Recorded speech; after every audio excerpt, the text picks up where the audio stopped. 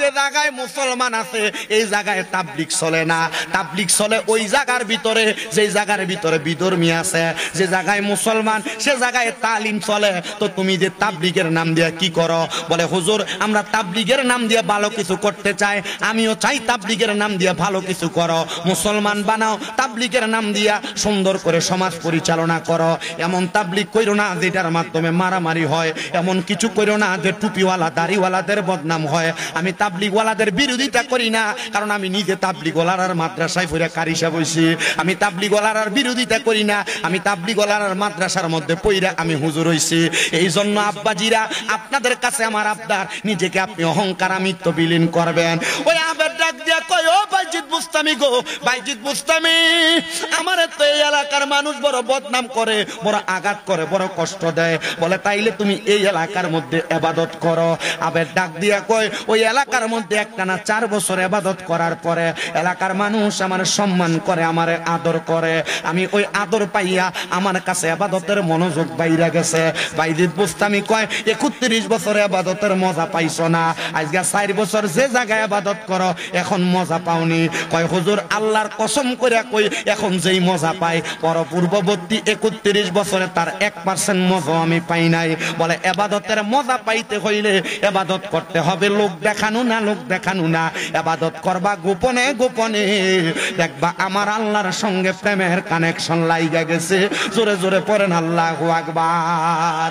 ওরে মায়া নিদন হারাইলাম ঘুমের ঘরে স্বপনে, মায়া নিদন হারাইলাম ঘুমের স্বপনে, আর কি দেখা হবে মুর্শিদ জীবনে।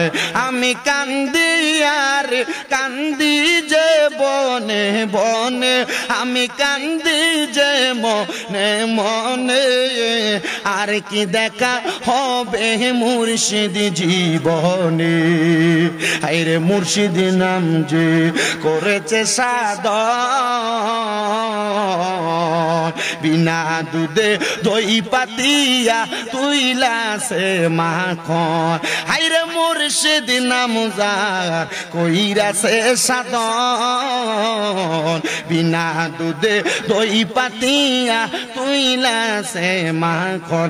আমি দয়াল নামের ভিখারি, আমি মুর্শিদ নামের ভিখারি, আমার কেউ শুইও না গো সজনী, আমার কেউ শুই। মুর্শিদ নামে যে হয় ফানা, কলবে হইয়া যায় দিওয়ানা। হাইরে মুর্শিদ নামে যে হয় ফানা, কলবে হইয়া যায় দিওয়ানা। হাইরে সেই মুর্শিদের ভিখারি, আমরা প্রাণে মুর্শিদের ভিখারি, আমরা রে কেউ শুইও না গো এ মুসলমান। এই মুর্শিদের পথটা অনুসরণের মাধ্যমে আরেকটা পথ তোমরা অনুসরণ করবা, সেটা হইল আমার আল্লাহ তাআলা জানায়া দেয় বিসমিল্লাহির রহমানির রহিম, কুল্লা আসআলুকুম আলাইহি আজরান ইল্লাল মাওয়াদ্দাতা ফিল কুরবা। আমার আল্লাহ তাআলা জানায়া দেয় বান্দারা, ও আমার বান্দারা, আমি আল্লাহ তাআলা তোমাদের কাছে কোনো কিছুর বিনিময় চাই না, ইল্লা মাওয়াদ্দাতা ফিল কুরবা। আমার আল্লাহ আমার নবীরে বলে আপনি তাদেরকে জানায়া দেন আপনি তাদের কাছে কোনো বিনিময় চান না, ইল্লা মাওয়াদ্দাতা ফিল কুরবা।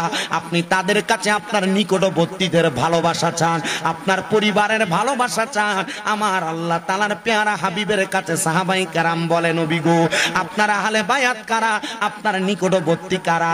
আমার নবী ডাক দিয়া কয় শোনো রে সাহাবায়ে কেরাম, আমার নিকটবর্তী হইল আমার কলিজার টুকরা কন্যা হযরতে খাতুনে জান্নাত ফাতেমা, আমার নিকটবর্তী হইল হযরতে বেলায়েতের সম্রাট মাওলা আলী মুশকিল কুশা আমার খাদিজার টুকরা নিকটবর্তী হইল ইমাম হাসান ইবনে আলী হোসাইন ইবনে আলী রাদিয়াল্লাহু তাআলা আনহু এই চারজন এই পাঁচজন এই চারজন আমি নবী আমরা হইলাম তোমাদের নিকটবর্তী আমাদেরকে ভালোবাসবা মোহাব্বত করবা তাইলে তোমরা নাজাত পাওয়া যাইবা আর এদেরকে ফার্সি ভাষায় বলে পাক পাঞ্জাতন মানে হইল পবিত্র পাঁচটা দেহ এদেরকে যারা মোহাব্বত করবা জান্নাত পাইবা নাজাত পাইবা এখন তো শাওয়াল মাস চলে শাওয়ালের পরে জিলকদের পরে জিলহজ এরপর চলে আসবে মুহররম মাস যেই মুহররম মাসে এদের ভালোবাসা মোহাব্বতের কথা আমরার বেশি মনে পড়ে কারণ ইমাম হুসাইন রাদিয়াল্লাহু তাআলা আনহু কারবালার ময়দানে শাহাদাত বরণ করেছে আমি অল্প কিছুক্ষণের মধ্যে বয়ান ইতি টেনে দিচ্ছি রে বাবারা